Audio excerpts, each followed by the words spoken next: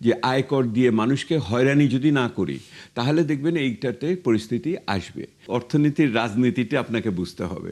Banking খাতের সংস্কারের ক্ষেত্রে হোঁচট খাচ্ছে। বাজেট ঘাটতি পূরণ করার জন্য $9.5 বিলিয়ন আনতে হবে, ঋণ নিতে হবে। IMF এর সাথে চুক্তি হলো আগামী বছরের জানুয়ারি ফেব্রুয়ারির আগে এই টাকা আসবে না। সরকারের বা সংস্কারের জন্য কোনো নকশাও দেখি না। ভ্যাট থেকে আমাদের আয়ের যে লক্ষ্যমাত্রা এত বেশি বাড়ানো হলো, ভ্যাটটা তো 18 কোটি মানুষেরই দেওয়ার একটা উপকরণ, এবং একেবারে গরিব মানুষ যে প্রান্তিক পর্যায়ে ছোট 10 টাকার একটা জুস কিনে খাচ্ছে তাকেও কিন্তু ওই ভ্যাটের চাপটা বহন করতে দেখেন, হয়। আপনি তো বললেন গরিব মানুষ এখন জুস খায়। না, জুস তো এখন মোটামুটি ভাবে সবার খাবার হিসেবে চলে আসছে। তা যদি গরিব মানুষ সত্যি গরিব হয়, গরিব তো একটা তুলনামূলক বিচার, তাই না? এখন $3,000-এর উপরে ডলার, $3,000-এর উপরে মাথা পিছু আয় হয়ে গেছে। তাহলে আমার আলোচনা ভিন্ন হবে এখন। সেহেতু এখন আগে হলো স্যান্ডেল খড়মের উপর আমার ট্যাক্স পড়বে কি পড়বে না, এখন আমার জুতো জামার উপরে পড়বে কি পড়বে না, এটা তো আলোচনা ভিন্ন। আমি সাধারণভাবে যেটা মনে করি সেটা হলো যে একটা চাপ আছে বিদেশিদের, আমাদের দাতা গোষ্ঠীর থেকে, দাতা গোষ্ঠী না, উন্নয়ন সহযোগীদের থেকে। সেটা হলো যে ভ্যাটের যে এই ক্ষেত্রে যে বহু ধরনের দর মাত্রা আছে, এগুলোকে একীভূত করার ক্ষেত্রে আমি এটার খুব পক্ষে না।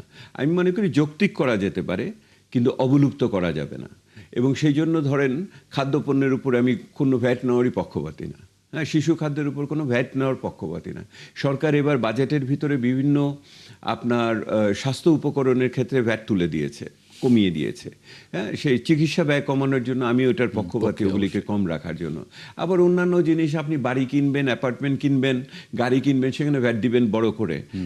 আপনি উচ্চ পর্যায়ের বিভিন্ন রেস্টুরেন্টে খেতে যাবেন, আপনি ভ্যাট দিবেন পরিষ্কার করে, এবং ভ্যাট দেওয়ার বদলে আপনি রিসিপ্টটাও নেবেন আমরা মনে করি। এবং ওদের ওখানে ইলেকট্রনিক মেশিন থাকবে যাতে এটা অটোমেটিক স্বয়ংক্রিয়ভাবে হিসাবের ভিতরে যায়। সেহেতু আমি ভ্যাটকে সমস্যা দেখি না। ভ্যাট হওয়ার কথা ছিল আমাদের দেশে, সেটা হলো যে আপনি প্রত্যেক ক্ষেত্রে যেই মানে সেই অর্থে যে করটা দিচ্ছেন, এটা কোনো অবস্থাতেই 15%-এর উপরে উঠবে না যদি আপনি হিসাবটা ঠিক থাকে। কিন্তু আমাদের দেশে এটা সেলস ট্যাক্স হয়ে গেছে, অর্থাৎ হলো বিক্রয় করের মতো সাথে লেগে গেছে আর কি। এটাও আধুনিকায়ন করতে হবে। ওই যে ডিজিটালাইজেশন, ডিজিটাল ইন্টিগ্রেশনের কথা বললাম, ওইটার মাধ্যমে এটা আগামী দিনে অবশ্যই করতে হবে, এই বছরই করতে হবে। আমরা কি প্রত্যক্ষ আয়কর থেকে লক্ষ্যমাত্রা বাড়ানোর ক্ষেত্রে মানে কোনো ধরনের কোনো ভীতির মধ্যে থাকি যে আমরা ওই টার্গেটটাকে কেন বড় করে ধরি না? না, আমার আয়কর বৃদ্ধির ক্ষেত্রে তো যেটা হয়েছে, যে আমরা যেটা বলেছিলাম, যেটা থেকে সরকার পিছিয়ে গেল, সেটা হলো আপনি পৃথিবীতে শুধু আয়কর দিয়ে এই রকমের লক্ষ্যমাত্রা করতে পারবেন না। আমরা মনে করি এটার সাথে আপনার সম্পদ কর দিতে হবে।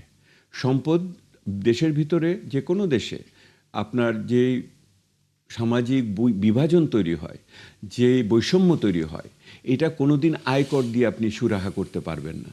উন্নত দেশে যদি দেখেন, আপনার এটার ভিতরে সম্পদ কর থাকে। সম্পদ কর এখনও দেই আমরা এখন সারচার্জ হিসেবে দেই, কিন্তু পরিষ্কারভাবে সম্পদগুলোকে স্বচ্ছতার মাধ্যমে হিসাবের মধ্যে নিয়ে এসে এটা আমরা দেই না। কারণ হলো এটার সাথে আবার অন্য প্রশাসনিক, আনুষঙ্গিক, রাজনৈতিক বিষয়াদি জড়িত আছে। কর ব্যবস্থাপনাকে বিরাজনীতিকরণ যদি না করতে পারি প্রশাসনের ভিত্তিতে, এবং সরকারের ওঠানামার সাথে সাথে যে আয়কর দিয়ে মানুষকে হয়রানি যদি না করি, তাহলে দেখবেন এইটাতে পরিস্থিতি আসবে বা উন্নত হবে। আর দ্বিতীয় আরেকটা বক্তব্য, সেটা হলো যে শুধু সম্পদ কর দিয়েও হবে না। এই যেই করটা দিতে পারলে সবচেয়ে ঠিক হতো, সেটা হলো উত্তরাধিকার কর। সরকার এটাও করলো না। আলোচনা ছিল শুরুতে একটা ছিল, কিন্তু এটা করলো না। ওনারা আমাদের সাথে আলোচনা করেছিলেন, আমাদের কাছ থেকে বিভিন্ন জিনিসপত্র নিয়েছিলেন, লেখাটেখা ইত্যাদি, সেটা করলো না। উপরন্তু কি হলো না, আপনি বাইরের টাকা নিয়ে আসার ক্ষেত্রে আপনি আবার অন্য সুযোগের কথা আলোচনায় তুললেন। তাহলে আপনি বোঝেন রাজনীতিটা কোথায় আছে। অর্থনীতির রাজনীতিটা আপনাকে বুঝতে হবে, যে বর্তমান সরকার যেইভাবে চলছে, সে যেইভাবে ব্যাংকিং খাতের সংস্কারের ক্ষেত্রে হোঁচট খাচ্ছে, এটা থেকেই তো আমাদের বোঝা উচিত যে রাজনীতিটা কত গুরুত্বপূর্ণ এই ক্ষেত্রে। সরকারের তো মাত্র 3 মাস হলো, এখনই কি এই মূল্যায়নগুলো কারণ এই যে আসবে? সরকার এই যে রেজলিউশন অ্যাক্টে যে সংস্কার অ্যামেন্ডমেন্টটা করলো, এটা দিয়ে তো পরিষ্কারভাবে পুরনো লুটেরাদের ফিরে আসার রাস্তা তৈরি করা হচ্ছিল। তো এইটার ক্ষেত্রে এখন শুধু আমাদের মতো নাগরিকরা বা বিশ্লেষকরা না, এটার সাথে বিদেশিরা, দাতা গোষ্ঠী, IMF, ওয়ার্ল্ড ব্যাংক, তারাও দিচ্ছে। আমাদের কথা না শুনুক, এখন বিদেশিদের কথা শুনবে সরকার। এইবারের সরকারকে বাজেট ঘাটতি পূরণ করার জন্য $9.5 বিলিয়ন আনতে হবে, ঋণ নিতে হবে। $1 বিলিয়ন ইতিমধ্যে পেয়েছে এশিয়ান ডেভেলপমেন্ট ব্যাংকের কাছ থেকে। IMF এর সাথে চুক্তি হলো আগামী বছরের জানুয়ারি ফেব্রুয়ারির আগে এই টাকা আসবে না। হ্যাঁ, ওয়ার্ল্ড ব্যাংকের টাকা এখানে প্রশ্ন রয়েছে, কিন্তু সব জায়গাতেই ওনাদের একটি, আমার সাথে যা কথা হয় ওনাদের এই গত 1 সপ্তাহ ধরে কথা হয়েছে বাজেট নিয়ে পার্টিকুলারলি, সেটা হলো ওনারা সংস্কারের ব্যাপারে সরকারের যথেষ্ট উদ্যম দেখতে পাচ্ছেন না। আর আমি সরকারের বা সংস্কারের জন্য কোনো নকশাও দেখি না। সেহেতু সেই নকশাটা বাজেট বক্তৃতায় ইঙ্গিত আছে, কিন্তু কোনো পথরেখা নেই।